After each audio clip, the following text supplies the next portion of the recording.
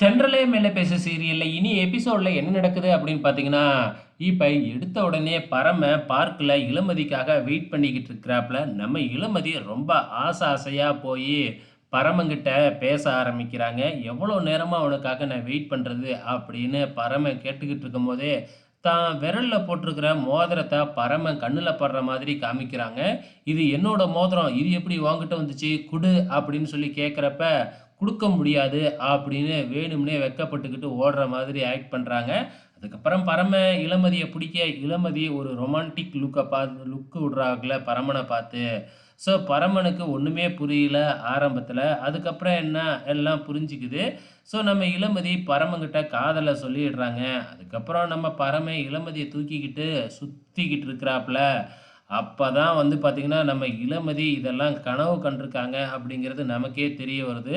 Already ப்ரொமோவுல பார்த்துட்டோம். இருந்தாலும் promo பார்க்காதவங்களுக்கு இது பெரிய சர்ப்ரைஸால இருக்கும்.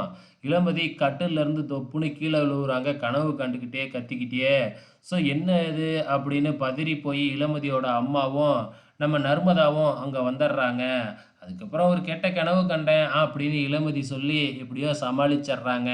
இப்ப மறுநாள் எழுந்திரிச்சு காலையிலேயே போய் பரமன்கிட்ட காதல சொல்லிடணும் அப்படின்னு இளமதி முடிவு பண்ணிடுறாங்க.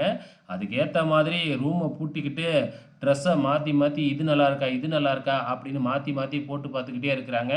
வெளியில நின்னுக்கிட்டு இந்த நர்மதாவும், இளமதியோட அம்மாவும், "என்ன இவ பண்றா? வித்தியாசமா பண்ணிக்கிட்டு இருக்காளே!" அப்படின்னு சொல்லிட்டு பார்த்துக்கிட்டு தான் இருக்கிறாங்க. அதுக்கப்புறம் நம்ம இளமதி அவங்க கிட்டலாம் சொல்லிட்டு, "நான் கோயிலுக்கு போறேன்" அப்படின்னு சொல்லிட்டு, கோயிலுக்கு வந்து சாமிய கும்பிட்டுட்டு நேரா பரமனோட வீட்டுக்கு தான் போறாங்க. அங்க பரமன் இல்ல. கமலம் அம்மா மட்டும் தான் உட்காந்துருக்கு.